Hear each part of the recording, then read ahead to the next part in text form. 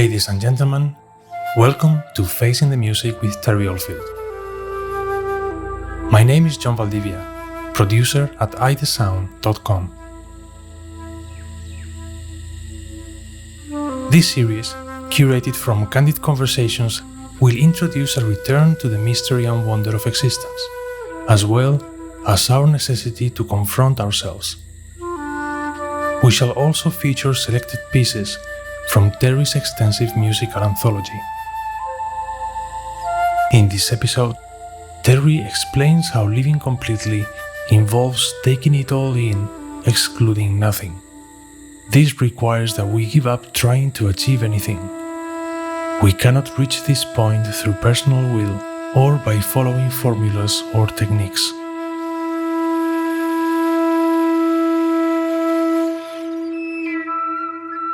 Welcome to Facing the Music.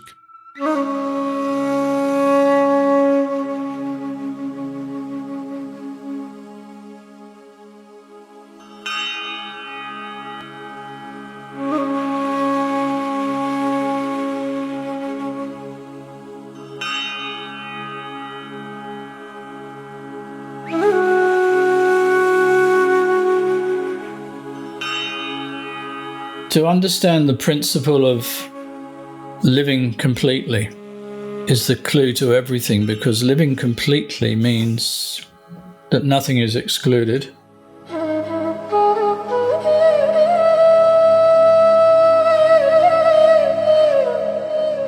We no longer have a will, and ultimately we no longer have a choice.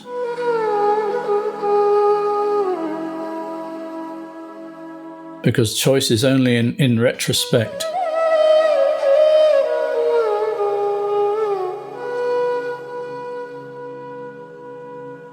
It's like trying to watch a thought.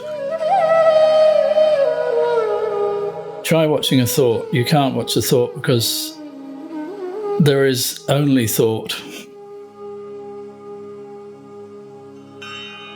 There's no thinker of the thought.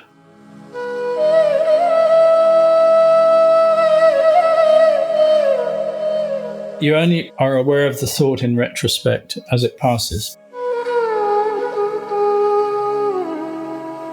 Give it a go. Try and watch the thought arise.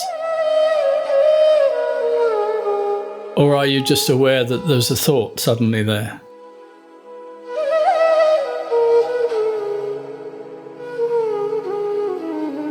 A thought, once you are aware of it, is a memory. That's what I'm saying. It is that the whole field of memory is what creates time.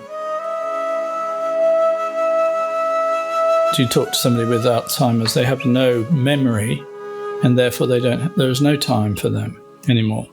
It's not a pleasant place. They don't have the functionality of having the memory like we do. And that's totally different. It's an unnatural state. But if you have access to the memory, but you're no longer convinced that you are that, in other words, you're not your story, you're not your past, and therefore you cannot create a future.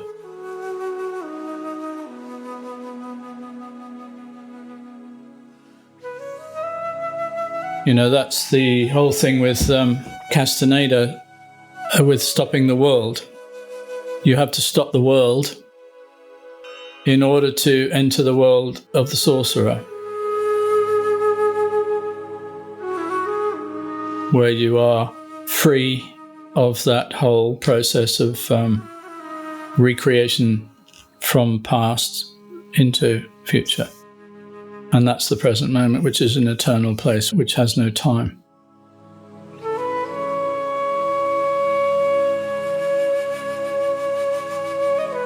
This is the place you go when you take these psychedelics.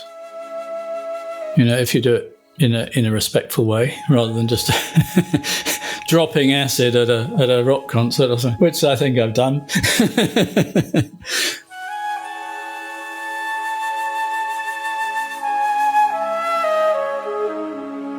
That's what the whole relationship with Carlos and Don Juan was.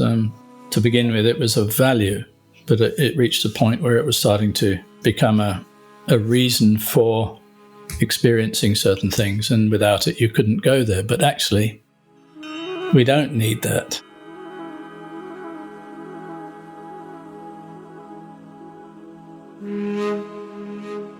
All we need is the grace. And that grace will only be offered when we've totally, fully experienced the failure. When I say failure, I don't mean failure in the normal sense of the word. I mean, you've tried everything. You give up. And in that giving up is the total failure and the arrival. Give up. Stop.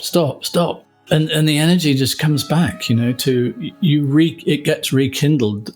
The flame is rekindled just at that point where you stop trying to kindle it.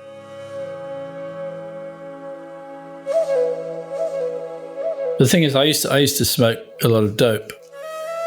I used to spend a lot of time giggling in groups with people, because there was nothing to say.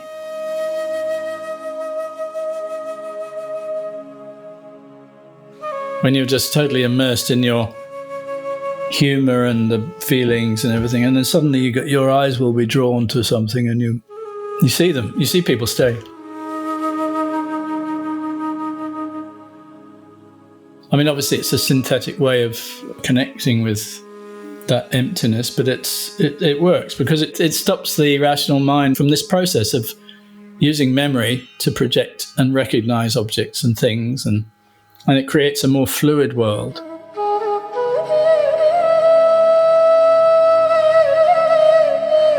But that needs to happen with full compos mentis.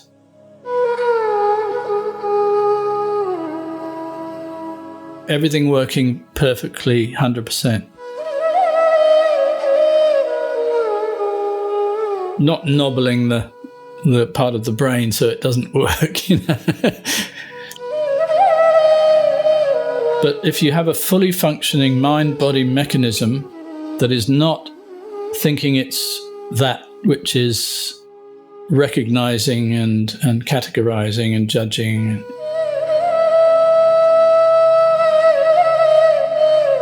if there isn't that identification, there is the possibility of living in a totally different way, as Krishnamurti was used to say. He said, totally different way of living, totally different way of living. You're no longer in control. You are being lived in a way that is totally safe. Safer than anything I could do to safeguard this mechanism. And because we're being guarded by this incredible tool of survival, which is I suppose you could call it the ego.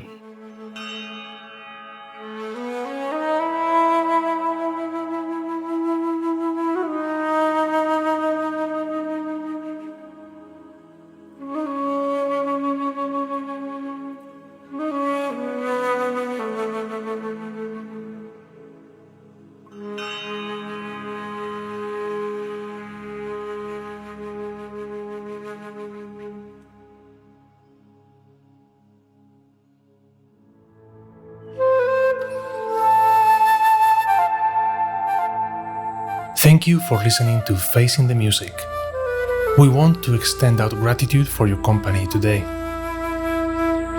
For enriching context and further insight into our series, do visit ithesound.com/Terry.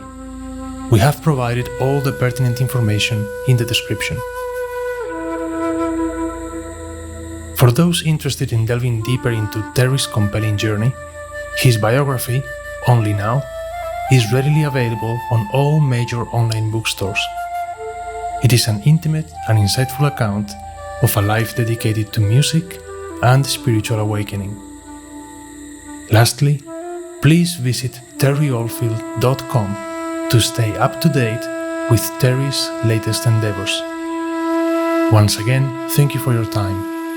This is John Valdivia from ithesound.com.